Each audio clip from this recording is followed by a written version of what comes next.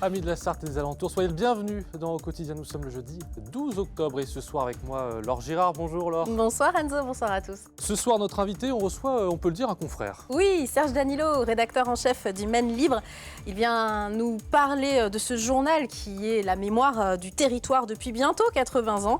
Et en deuxième partie, nous évoquerons les moments forts de sa carrière, la carrière de ce confrère après, on va le dire, 30 ans de journalisme local. Et puis si vous avez des questions justement à poser à Serge Danilo, n'hésitez pas via le WhatsApp 06 170 672 792. Tout de suite, place à l'actu.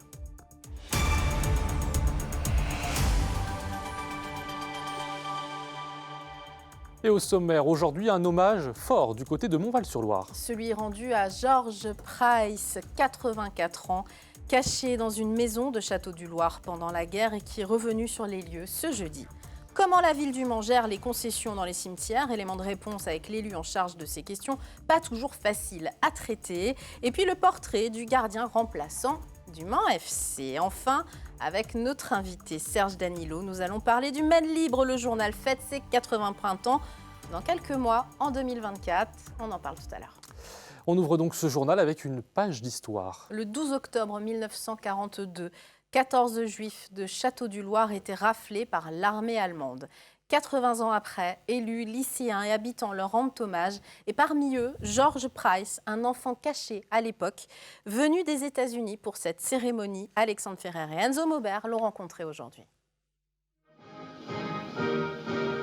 Montval-sur-Loire rend hommage aux victimes de la Shoah et à Henri Joanovici, un enfant caché dans la commune, décédé en septembre 2021. À ce jour, il ne reste plus qu'un seul enfant caché survivant, Georges Price, venu spécialement des États-Unis. Je dois beaucoup à Henri et même aux gens ici. C'est ici, dans cette maison, que sont venus se réfugier Georges Price et Henri Joanovici. Une maison chargée d'histoire que les propriétaires actuels tiennent à préserver. C'était les époux Cartier qui ici recueillaient des familles, alors des familles juives, mais aussi des résistants, et qui ont pris une bonne part de risques. Et il fallait beaucoup de courage à cette époque pour faire ça. Donc ils ont recueilli la famille de Price en 1942 et l'ont gardé jusqu'à la fin de la guerre. Selon les résidents actuels, des preuves portent à croire que le corps du père de Georges Price, décédé d'une mort naturelle, serait enterré dans le jardin de la maison.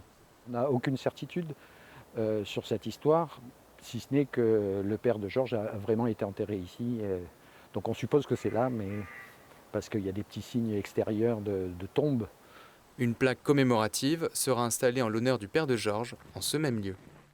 On s'approche de la Toussaint, l'occasion de s'intéresser au sujet parfois délicat de la gestion des places dans les cimetières. Oui, et la ville du Mans procède à la reprise de concessions.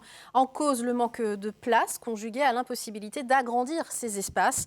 Les concessions perpétuelles à l'abandon sont concernées dès qu'elles dépassent les 30 ans, mais aussi toutes les concessions temporaires qui n'ont pas fait l'objet de demandes de renouvellement. Exemple au cimetière de Saint-Pavin, un reportage d'Anthony Piton qui est à Faune en ce moment, donc on a mis la voix de Colin Ancel à la place. Concession en procédure de reprise. Dans ce cimetière, ce panonceau est présent sur près de la moitié des tombes. Les familles des défunts disposent de 2 ans pour renouveler la concession avant qu'elle ne retombe dans le domaine public.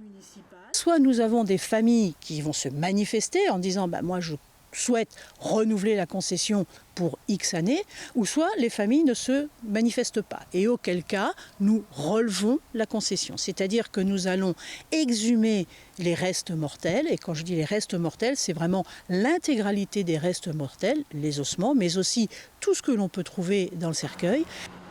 Les restes seront alors placés en reliquaire, dans un ossuaire, car la ville du Mans a besoin de faire de la place dans ses cimetières et à inventorier toutes les concessions qui arrivent à terme. Sans ces reprises, il n'y aurait plus d'emplacements disponibles à partir de 2027, selon les estimations des services techniques. Nous sommes dans la période de, malheureusement, décès du baby-boom des années 40. Et puis, ce sont des personnes aujourd'hui qui sont âgées. Donc, on a effectivement un peu plus de décès qu'il y a encore 10-15 ans. Il nous faut donc faire de la place. Et puis aussi parce qu'on a quand même 40% de familles qui souhaitent une crémation pour le défunt, parce que le défunt l'avait souhaité. Et aujourd'hui, on doit aussi aménager nos cimetières en conséquence. À terme, l'espace sera réaménagé avec des jardins du souvenir et des columbariums. Les 6 cimetières du Mans sont concernés. En bref, plus besoin de se déplacer au commissariat pour porter plainte. En Sarthe, vous pouvez désormais procéder par visio, par écran interposé. Un dispositif testé dans notre département et qui vise à désengorger l'accueil des commissariats de police et des gendarmeries. Cela devrait permettre de traiter rapidement les dossiers les plus simples et les plus courants, comme c'est déjà le cas dans quelques communes du département des Yvelines qui testent également. Alors pour s'en servir, il vous faudra d'abord installer l'application du ministère de l'Intérieur, Ma Sécurité, puis vous authentifier avec votre compte France Connect. Toutes les explications sont sur le site du ministère de l'Intérieur en tapant Visioplainte, le nom du dispositif. Une page de sport à présent avec une nouvelle défaite, une deuxième défaite plus précisément pour le Mans FC. Avec dans les rangs des Manceaux, celui qui a été nommé meilleur joueur du mois de septembre en national, Mehdi Boussaïd. Les 100 et or se sont inclinés sur la plus petite des marges. 1-0 dans le temps additionnel avec le but de Christopher Ibahi qui trompe le gardien Nicolas Kosic. Un rôle de gardien parfois cruel en tant que titulaire, mais aussi lorsqu'on est remplaçant. Justement, ce mercredi soir, Colin Ancel a rencontré pour nous le gardien numéro 2 du Mans FC, et Evan Atfoot. Le reportage. Une fonction, garder les cages. Un statut, numéro 2, une ambition, prendre la place de titulaire. Evan Atfoot est arrivé en juillet 2020 au Mans. Sous le maillot 100 et or, il a toujours été le suppléant. C'est un rôle très important et il faut être présent au moment où on va faire appel à toi du coup. Et puis non, j'aborde mes matchs comme si j'allais les jouer. Forcément qu'il y a de la frustration, mais j'essaie de faire abstraction de tout ça et apporter un plus au groupe, apporter un plus à Nico qui joue titulaire. On a une très bonne amitié, que ce soit en dehors et sur le terrain. Après voilà, il sait que je veux jouer. La saison dernière, celui qui porte le numéro 1 a pallié l'absence de Nicolas Kosic en disputant 5 matchs en championnat, dont 2 sans encaisser le moindre but. Un remplaçant de bonne facture, surtout au quotidien. Ouais, c'est un moteur aussi pour Nico Kosic, c'est-à-dire qu'il le pousse à être encore meilleur chaque jour. C'est quelqu'un qui est sorti aussi dans le groupe parce qu'il est très professionnel dans sa façon d'aborder le métier, la façon de le vivre. Même quand la situation n'est pas agréable, à la fin de l'échauffement, le gardien remplaçant se met traditionnellement face aux attaquants, seul, sans défenseur. Une tâche ingrate qu'il exerce à 200%. J'aimerais arrêter tous les ballons, mais bon... Même à l'échauffement. Ouais, à l'échauffement, même si voilà, l'objectif c'est de mettre aussi en confiance les attaquants. Je sais qu'il y a des gardiens qui eux font juste acte de présence lors des séances de finition, et puis moi c'est pas mon objectif. C'est quand je prends un but, vous me verrez toujours aller, donc c'est comme ça, c'est moi. La première opportunité de le voir râler en tant que titulaire, ce sera ce samedi. Il se tient prêt à tout moment à jouer, voilà, donc ça va être le cas là en Coupe de France. Samedi, Le Mans se déplace sur la pelouse d'Ambrières Signé Football, club de Régional 3, avec Evan Atfoot comme dernier rempart. Et puis une fois n'est pas coutume, nous sommes au Mans, donc nous sommes en octobre et nous parlons déjà des 24 heures du Mans, Laure, avec cette billetterie qui ouvre. Bien sûr, vous pouvez acheter vos places dès le 15 novembre prochain à 10h précise pour la 92e édition de la course mythique qui aura lieu donc en juin, vous le savez. Mais si vous êtes membre ACO, vous avez une semaine d'avance et pour vous, la billetterie sera ouverte dès le 7 novembre. Et puis la mission H24 justement dévoile un tout nouveau prototype électrique hydrogène. 320 km/h, 1300 kg et 0% d'émissions de CO2. Mission H24 entre dans la 3e phase de son développement de la voiture de course électrique hydrogène qui pourrait rivaliser avec les autres énergies sur la piste. Le nom du prototype reste à définir. Il sera testé sur circuit à partir de janvier 2025. Place à notre invité maintenant. Nous recevons ce soir le nouveau rédacteur en chef du Maine Libre depuis le 1er septembre, Serge Danilo. Mais ça fait longtemps que vous travaillez au Maine Libre et sur ce territoire, Serge. Alors le 9 août 1944 paraissait la première édition du Maine Libre au lendemain de la libération du Mans. par la 3e armée américaine du général Patton. Presque 25 000 numéros plus tard, les valeurs défendues de l'époque, Serge Danilo, sont-elles toujours présentes au Maine Libre dans cette équipe? Alors en tous les cas, un autre temps, j'allais dire. Un autre temps, une autre époque, heureusement pour nous d'ailleurs. Comme la plupart des journaux sortis de la Libération. Mais le Maine Libre aujourd'hui, c'est... Alors, il faut se souvenir que ce premier journal, le 9 août 1944, il était avec 2 pages, en fait, un recto-verso, parce que par manque de papier à l'époque... Et d'électricité, ils ont fait ça à la main. Et c'était, voilà, je pense que ça a dû être une nuit journalistiquement et humainement extraordinaire. Mais voilà, moi, j'y étais pas, pourtant, ça fait quelques années que je suis au Maine Libre. En tout cas, il s'agissait déjà de faire parler, de faire remonter les informations de ce territoire. On vient de parler, par exemple, des 24 heures du Mans. Un élément qui constitue notre territoire. Le Maine Libre en est l'un des témoins incontournables depuis toujours. On va voir la une du centenaire, par exemple. C'est un moment extrêmement fort pour vous, pour vos équipes. C'est le moment fort chaque année depuis que le Maine Libre existe. Il a d'ailleurs à chaque fois démontré en fait toutes les évolutions techniques du journal Le Maine Libre ont été mises en avant ce jour-là, à l'occasion des 24 heures du Mans. C'est-à-dire la première une couleur, c'est dans les années 70, au début des années 70, c'est à l'occasion des 24 heures du Mans, parce que c'est l'élément, j'allais dire, moteur du département. Et pour un journal comme le Maine Libre, qui est le journal leader du département, cette course-là mondialement connue, bien sûr. Voilà, on est tous mobilisés, on est encore tous mobilisés chaque année. C'est une grande partie de la rédaction qui est sur le pont pendant les 10 jours que dure l'épreuve. Bien sûr. Il y a des nouveaux projets éditoriaux parce que le Maine Libre, je le disais, en 2024, août 2024, fêtera ses 80 printemps. Une jeune fille, quoi. Donc des nouveaux projets éditoriaux pour cette année avec du web qui est toujours développé, que vous développez encore, bien sûr, ça existe déjà. Oui, à l'occasion des 80 ans, on aura plusieurs initiatives. On ne fera pas un retour sur le passé. Justement, on va vouloir montrer que ce journal-là, il bouge, il vit et il a plein d'idées. Et il est beaucoup sur le numérique aujourd'hui. Alors, on marche sur 2 jambes. On a notre journal papier qui est toujours là, qui sera toujours là. Et qui sera toujours là. Le numérique ne supplante pas le papier. Vous ne le voyez pas comme ça, en tout cas? Absolument pas. Le journal papier est un élément constitutif de notre journal. Il est tiré à combien d'exemplaires, d'ailleurs, le Maine Libre aujourd'hui? Il est tiré à 40 000 exemplaires. Ouais.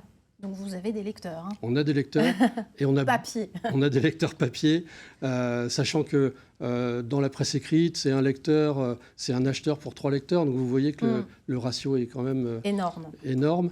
Alors sur le web, c'est une toute autre dimension. Les chiffres sont beaucoup plus importants. On dépasse les frontières sartoises. Bien sûr. Mais, je suis sûre qu'il y a des Sartois du monde entier qui lisent le Maine Libre sur le web. Ah oui, ils peuvent le lire, j'allais dire 24 heures sur 24. Et alors, ça a changé la manière de faire du journalisme quand même, parce qu'il y a un fil d'actu, parce qu'il faut alimenter tout le temps, en fait. Ça a tout changé et ça n'a rien changé. Ça a tout changé parce qu'il faut à continu donner de l'information aujourd'hui. Ça n'a rien changé parce qu'on fabrique de l'information. Donc l'intérêt du journaliste en local, c'est d'être sur l'événement, le rapporter le plus vite possible et le mieux possible. Donc dans cet esprit-là, rien n'a changé, j'allais dire. L'intérêt aujourd'hui, c'est qu'avec le web, on alimente un flux continu. Et il y a des journalistes web, on va voir une photo, ces 4 journalistes vraiment qui sont dédiés au web, on les salue. Et puis cette nouvelle équipe dirigeante, vous êtes devenu rédacteur en chef du Maine Libre, à vos côtés François Baron et une toute belle équipe, vous pouvez les citer peut-être? Oui, bien sûr, donc Jean-François Baron, qui est le nouveau rédacteur en chef adjoint, qui était jusqu'à présent le chef de la locale du Mans. On a à côté Claire Guillon, qui est l'adjointe du directeur général. Et Stéphanie Séjourné, qui vient du groupe Ouest France. Et donc à côté, quelqu'un qui n'est pas inconnu de la Sarthe, Marc Dejean, puisqu'il était rédacteur en chef du Maine Libre entre 2008 et 2010, et qui est désormais le directeur de publication, le directeur général du groupe des journaux de Loire. Oui, parce que le groupe des journaux de Loire, c'est le Maine Libre, le Courrier de l'Ouest et Presse Océan. Vous êtes un grand groupe de journalistes, je le précise, qui font de l'information au quotidien. Et on va continuer à parler notamment des moments forts de vos 30 ans de carrière, je peux le dire? Vous pouvez. Tout à l'heure. Au Maine Libre. Et oui, alors on va rester justement avec notre invité Serge Danilo. On se retrouve dans quelques instants, juste après la pub et la météo. À tout de suite.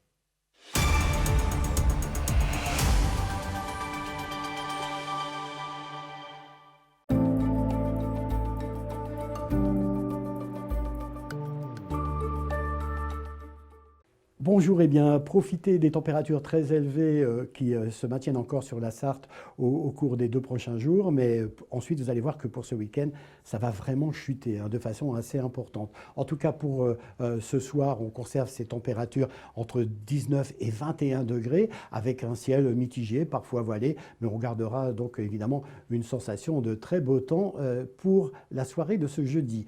Pour demain vendredi, au petit matin, pas de surprise, encore un soleil largement dominant, des températures vraiment très élevées, puisque celles que l'on attend au lever du jour, entre 13 et 15 degrés au Mans, eh bien, ce sont des températures qu'on est plutôt habitué à avoir l'après-midi. Alors regardez celles de ce vendredi après-midi, justement, même si les nuages sont assez présents, quelques coins de ciel bleu, les maximales annoncées entre 25 et 26 degrés. Je vous le rappelle, on est plus de 10 degrés au-dessus des normales de saison.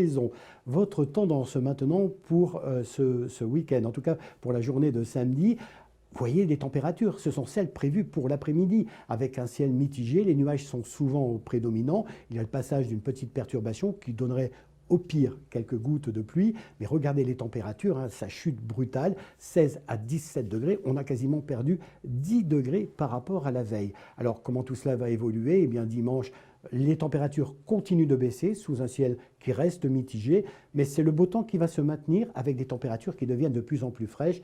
Attendez-vous en début de semaine prochaine à avoir des températures au petit matin entre 5 et 7 degrés. Vraiment, la sensation de fraîcheur sera très présente. En tout cas, pour ce vendredi, n'oubliez pas de fêter les Gémeaux et passez surtout une excellente journée.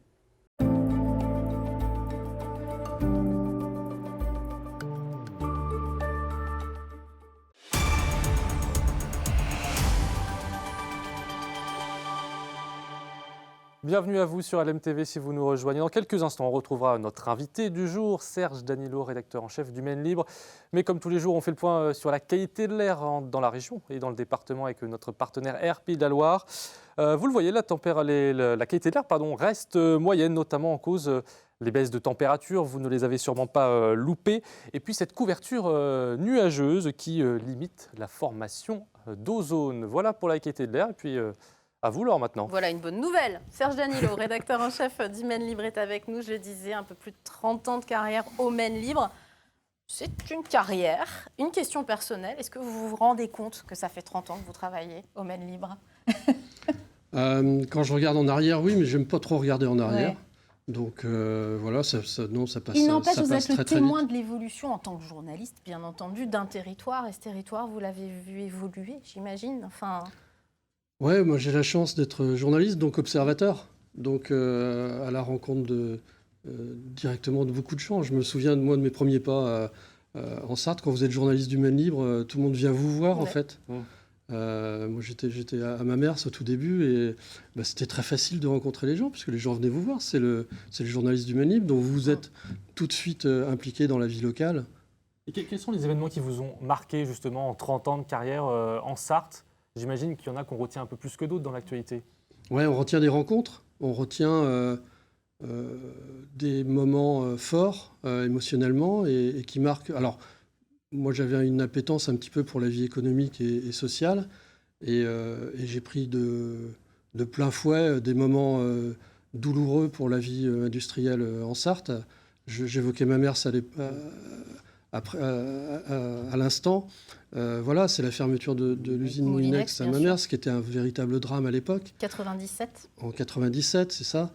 Puis s'en est suivi 3 ans plus tard la fermeture d'Alençon, l'usine de Fresnay. Tout ce domino Moulinex a disparu. Et puis ensuite, on a vu tout le tissu industriel qui était implanté dans les campagnes sartoises, qui petit à petit a disparu au fur des années, au fur et à mesure de la désindustrialisation. Jusqu'à Arjo, en 2019. En passant par Candia, en passant par Lead Power. Bien sûr, bien sûr. Et donc tout ça, ça fait aussi...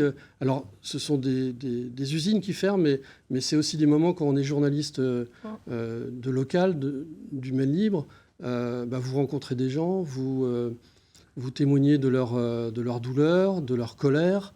Quand on est journaliste, justement, en ces moments-là, on voit aussi à quel point ça a un enjeu sur le territoire. Quand on a des fermetures comme celle-ci, j'imagine que ça aussi, on le ressent. Il y a cette fermeture, mais vous le disiez, on ressent aussi la douleur des gens, l'impact que ça a directement sur sur les Sartois et les Sartoises, pour l'époque en tout cas. Oui, dans des familles, tout simplement.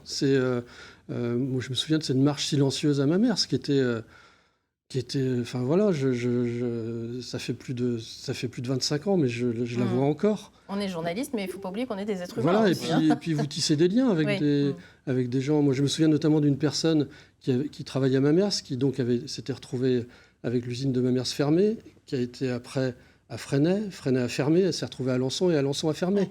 Voilà, c'est pas anodin, c'est ces histoires. Une autre période, rapidement, qui a marqué notre territoire, mais tous les territoires, j'allais dire, c'est le Covid. Et ça a eu un impact aussi sur peut-être votre compréhension de l'importance d'un journal local, de la presse locale, tout simplement. Ah oui, complètement. Alors d'abord, dans cette période de confinement, j'allais dire qu'on était un peu des privilégiés, parce qu'on pouvait sortir. On pouvait sortir, ça faisait une impression assez bizarre quand même. De se faire contrôler aux entrées de ville tous les matins, mais on pouvait sortir. On voit les images des rues vides. Ça fait bizarre de les revoir d'ailleurs. Ça fait bizarre de les revoir en effet. Alors on a du mal à se visualiser cette période, c'est vrai. parce qu'on veut l'oublier, mais elle a réellement existé. Et nous, on s'est aperçu quand même que le journal, que le Maine Libre tous les jours dans les boîtes aux lettres, c'était un élément très très important à cette époque-là. On était essentiel, vous étiez essentiel. Parce que les gens avaient besoin d'une information de proximité, on ne sortait pas de chez soi. Donc le journal faisait le lien qu'il fait encore d'ailleurs. Mais... Vous avez changé des choses justement grâce au Covid. Voilà. Est-ce que vous avez changé des choses dans le journal? Est-ce que vous avez réinventé d'autres fonctionnements internes peut-être? C'est la dernière question. Oui. Alors on n'a pas réinventé, mais en tous les cas, ce qu'on s'est dit, c'est qu'on avait encore un sacré rôle à jouer sur le lien de proximité avec les Sartois. Ça si on l'avait un petit peu oublié, on s'en est rendu compte. Merci en tout cas Serge Danilo d'être venu nous parler du Maine Libre, ce journal que tous les Sartois connaissent. Et vous pouvez le retrouver sur le site internet aujourd'hui et les applis lemainelibre.fr bien évidemment. Un point sur l'invité de vendredi, Enzo. Notre dernier invité de la semaine, nous recevrons Joël Jupin, c'est l'un des porte-parole du collectif qui dit non au projet d'entrepôt géant à Trangé. Et puis dans la suite, nous vous proposerons le portrait d'Yvette, 92 ans, qui a commis l'exploit, qui a réalisé l'exploit plutôt de sauter à l'élastique le week-end dernier. C'était au profit d'Octobre Rose. Et à 92 ans, elle s'en sort hyper bien. Très bien, peut-être même mieux que moi, voilà, si je l'aurais fait. Et qu'est-ce qu'on regarde maintenant sur LMTV? Eh bien, on regarde les Sartois du web, ça c'est ce qui vous attend dans quelques minutes. Et puis quant à nous, on se retrouve demain pour Au Quotidien. Bonne soirée. Salut.